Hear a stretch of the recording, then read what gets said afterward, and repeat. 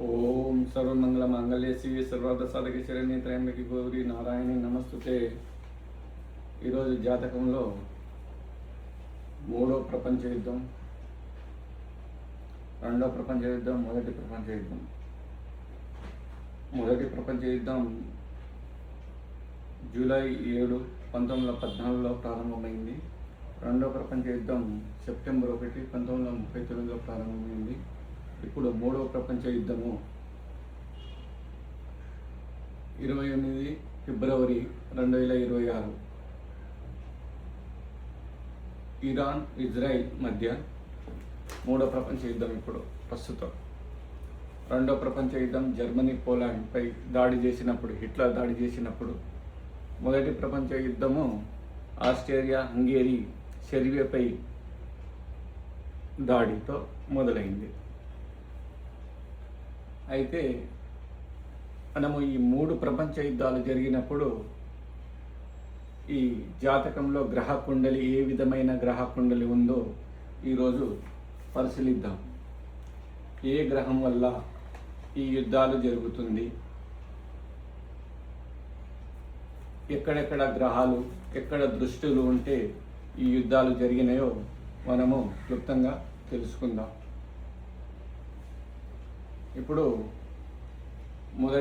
మూడో ప్రపంచ యుద్ధం ప్రస్తుతం జరుగుతుంది. మూడో ప్రపంచ యుద్ధం అనుకుందాం. ఇప్పుడు అంటే మొదటి రెండు సరి సమానంగా మూడో ప్రపంచ యుద్ధం. అంటే ఇప్పుడు రెండు కూటములుగా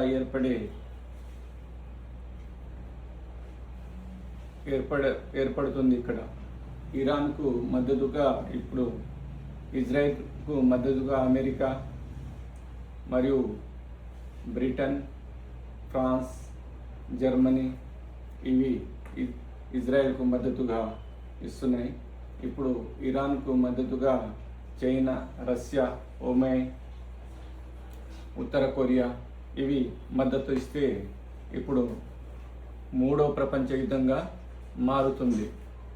కాబట్టి ఇప్పుడు ఏ గ్రహ కుండలి వల్ల మూడో ప్రపంచ గల్ఫ్ పై 28వ తారీఖు ఫిబ్రవరిలో ఇజ్రాయెల్ దాడి చేయడంతో ఇరాన్ రాజు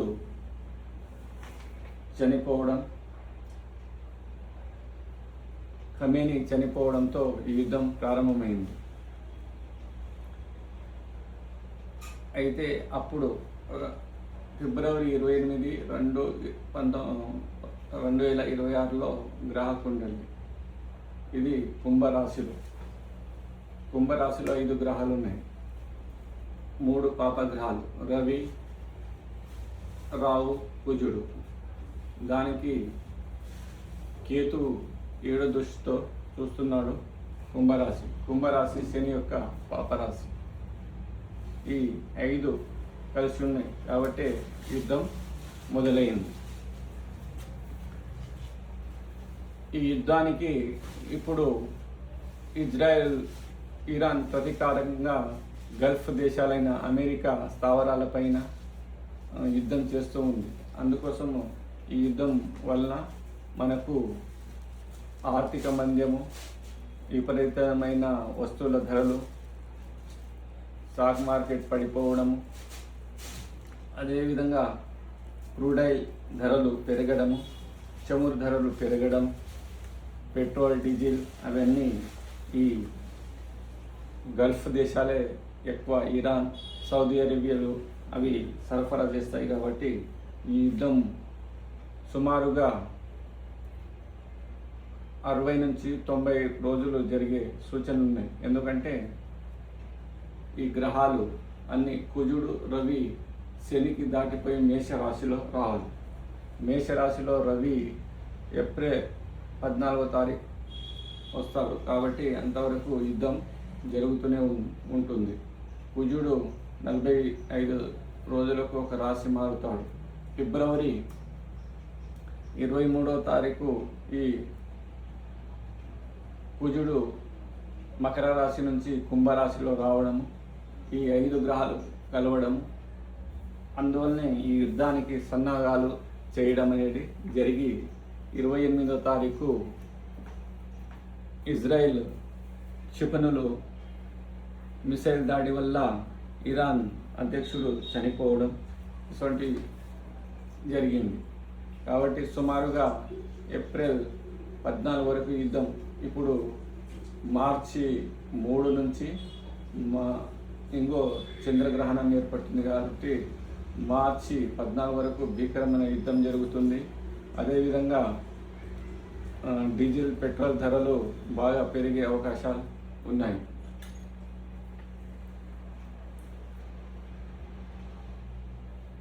అయితే ఈ గ్రహ కుండలి ఈ విధంగా ఉంది. ఇప్పుడు 3వ ప్రపంచ యుద్ధానికి దారితీసే సూచనలు. అదే 2వ ప్రపంచ యుద్ధము జర్మనీ హిట్లర్ పోలాండ్పై దాడి చేసినప్పుడు సెప్టెంబర్ 1లో గ్రహ కుండలి ఈ విధంగా ఉంది.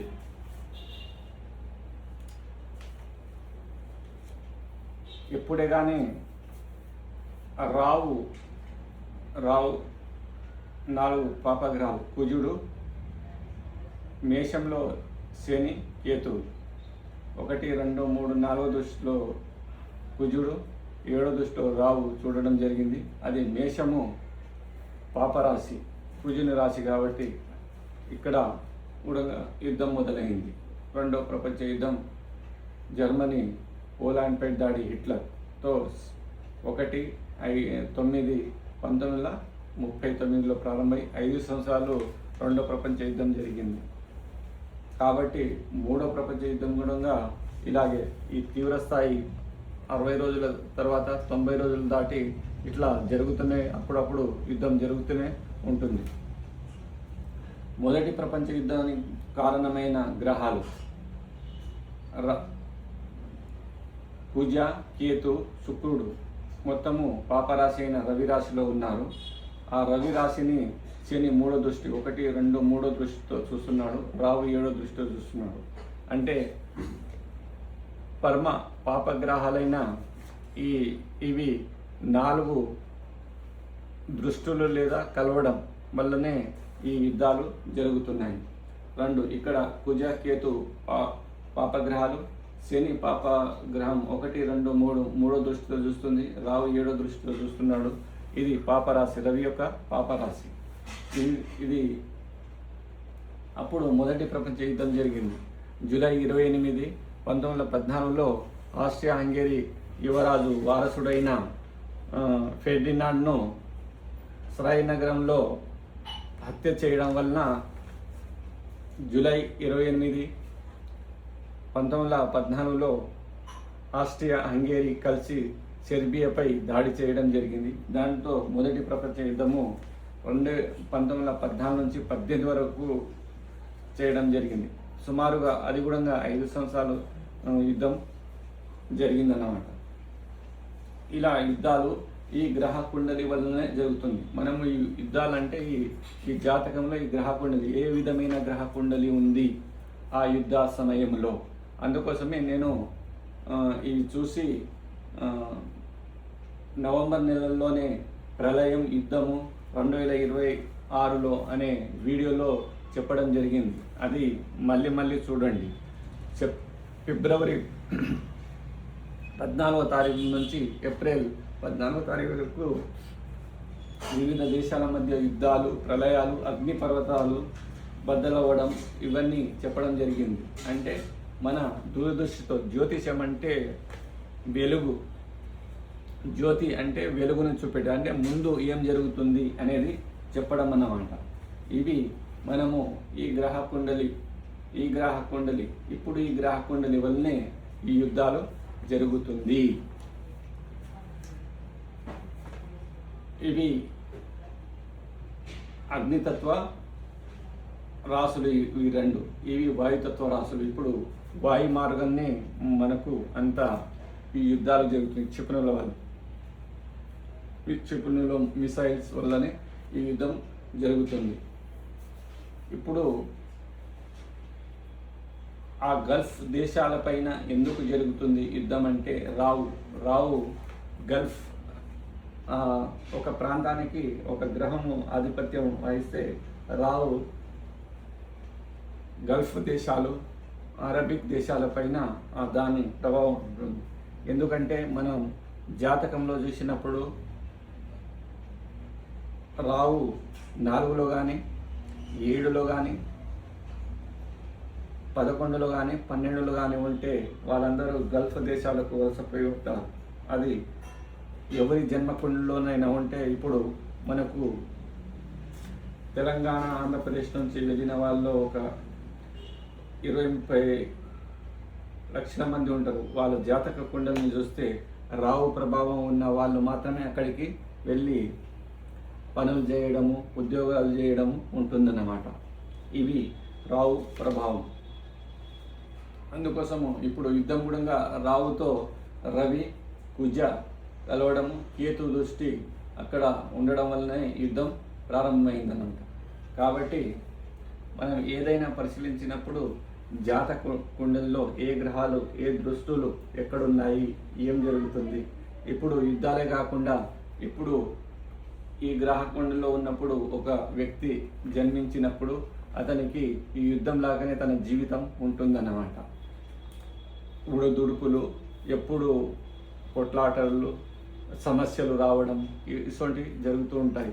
అందుకోసము జాతక కుండల్లో మనము సమాజాన్ని కానీ, ప్రాంతాన్ని కానీ, ఒక వ్యక్తి గురించి కానీ చెప్పినప్పుడు ఆ గ్రహాలు ఏ రాశిలో ఉన్నాయి, అదేవిధంగా ఏ గ్రహ దృష్టి అక్కడ ఉంది, ఎప్పుడు కలిసింది, ఏ డిగ్రీల్లో ఉన్నాయని చూసుకొని మనము ఈ జాతక ఫలితాలను చెప్పాలి.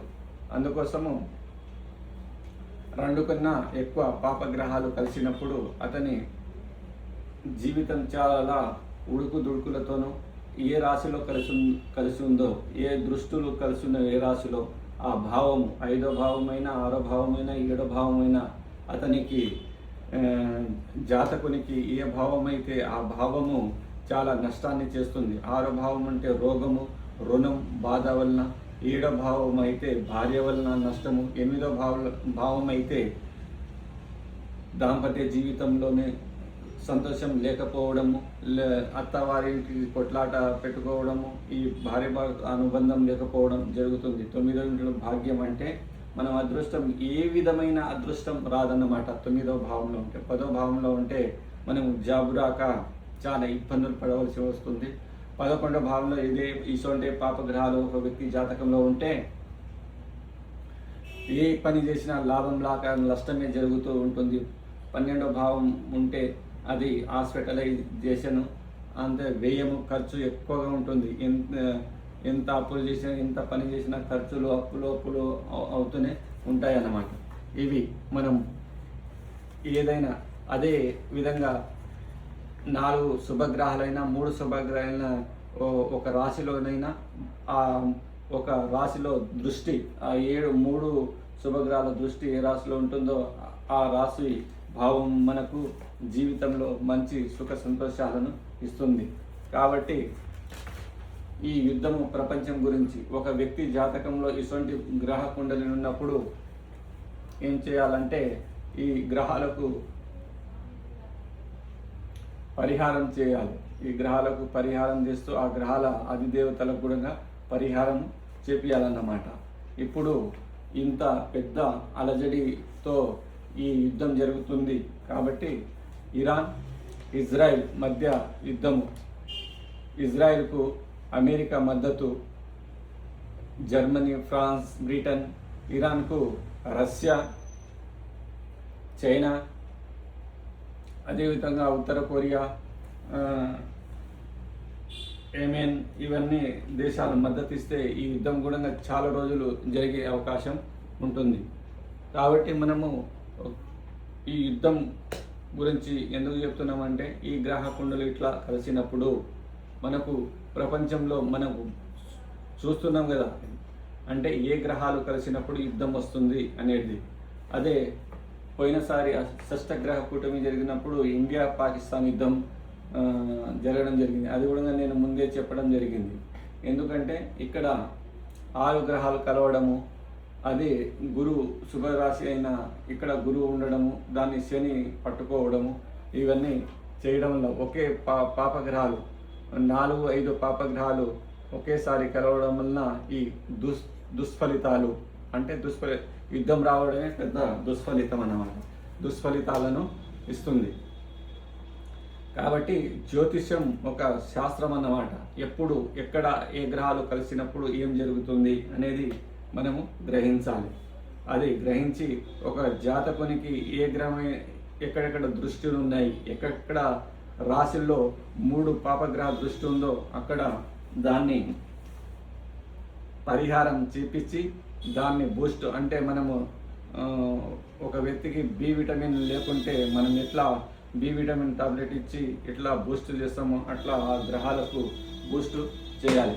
నీచంలో ఉన్న లేకుంటే పాపత్వం పొందిన దాన్ని పరిహారము శాంతి చేపించి మన జన్మకుండిలో పైకి పోవచ్చు అన్నమాట.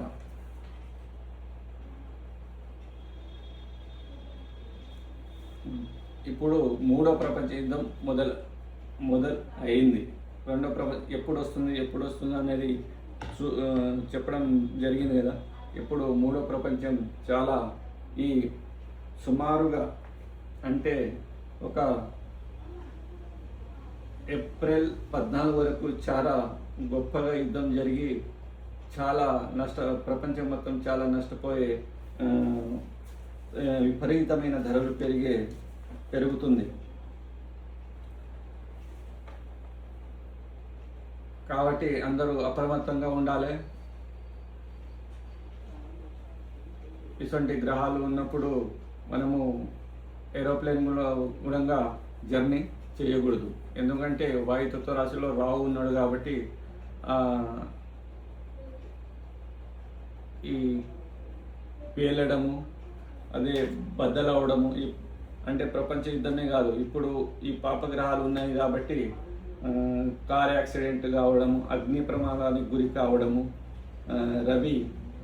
రవి కుజులు రావుతో కలవడం వలన, అందుకోసము ఇవన్నీ జాగ్రత్తగా పాటించాలి. యుద్ధంతో పాటు మనము ఈ పరిసరాల్లో కూడా ఈ ట్రాన్స్ఫారంలో కరెంటు ఈ పేలడము, సడన్గా యాక్సిడెంట్ కావడము, అగ్ని ప్రమాదాలకు గురి కావడం జరుగుతుంది. అదేవిధంగా వరుసగా ఒక సూర్యగ్రహణం చంద్రగ్రహణం రావడము, దాని ప్రభావం కూడా ఒక 90 రోజుల పాటు ఉంటుంది. షష్టగ్రహ కూటమి జరిగినప్పుడు పోయిన సంవత్సరం 2025 మార్చి 29వ తారీఖు మనకు సూర్యగ్రహణం రావడం జరిగింది. తర్వాత 25 రోజులకే మనకు యుద్ధం రావడం జరిగింది భారత్ పాకిస్తాన్కు.